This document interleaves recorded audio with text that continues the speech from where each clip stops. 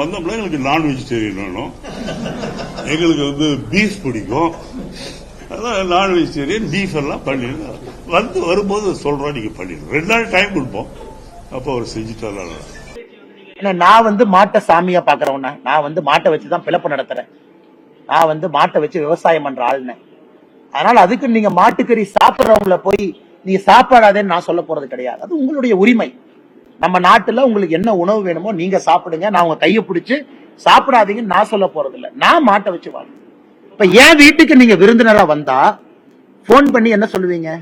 அண்ணா வீட்டுக்கு வர்றேன், அண்ணா எனக்கு இந்த சாப்பாடு இப்படி வறுத்து வைங்கன்னு எங்க கேட்க மாட்டோம். எங்களுடைய அலுவலகத்திற்கு யார் வந்தாலும் வரவேற்கின்றோம்.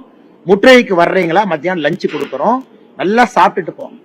ஆனா உங்க அலுவலகத்துக்கு வரணும். இத மகாத்மா காந்தி அவர்கள் பீஃப பத்தி என்ன சொல்லியிருக்காங்க, யங் இந்தியால மகாத்மா காந்தி என்ன எழுதியிருக்காங்க, மகாத்மா காந்தி அவர்கள் பல்வேறு காலகட்டத்தில் மாட்டு இறைச்சியை பத்தி என்ன எழுதியிருக்காங்க அப்படிங்கறத EVKS இளங்கோவன் ஒரு முறை படிக்கணும்.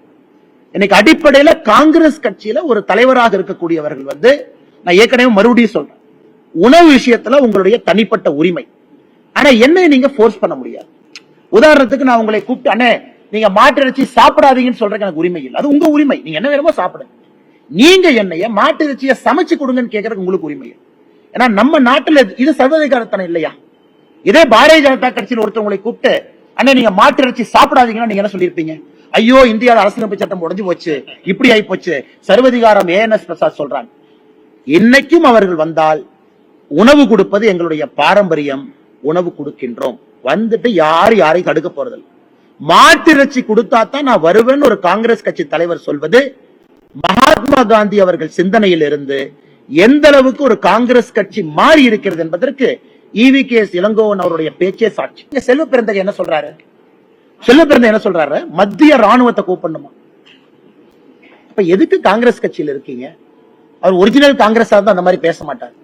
நேத்து வந்த காங்கிரஸ்காரர் தான் ராணுவத்தை கூப்பிடணுமா? அங்க யார் இருக்கு ஆட்சியில? உங்க தலைவர்கள் ஆட்சியில இருக்கு. அப்ப எதுக்கு உங்க கட்சியில கோர் கமிட்டி இருக்கு?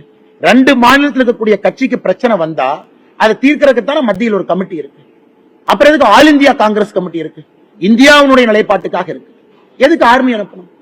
ஒரு போன் போட்டு நீங்க இங்க இருந்து ஒரு டெலிகேஷன் எடுத்துக்கிட்டு தமிழ்நாட்டினுடைய காங்கிரஸ் டெலிகேஷன் போய் சித்தராமையா பார்க்க முடியாதா? இவர் இங்க இருந்து போனா பார்க்க மாட்டாரா? கர்நாடகா பிரச்சாரத்துக்கு எத்தனை தமிழ்நாடு காங்கிரஸ்காரங்க வந்தாங்க. நான் பல தமிழ்நாடு காங்கிரஸ்காரங்களை பெங்களூர்ல தும்கூர்ல பார்த்தேன். ஒரு 5 நிமிஷம் ஒரு ஆட்டோ எடுத்துட்டு சித்தராமையா வீட்டுக்கு போய், அண்ணே இதை பண்ணாதீங்கன்னு சொல்றதுக்கு எவ்வளவு நேரம்? என்ன நாடக நடிகர் மாதிரி நடித்துக் கொண்டிருக்கிறார்.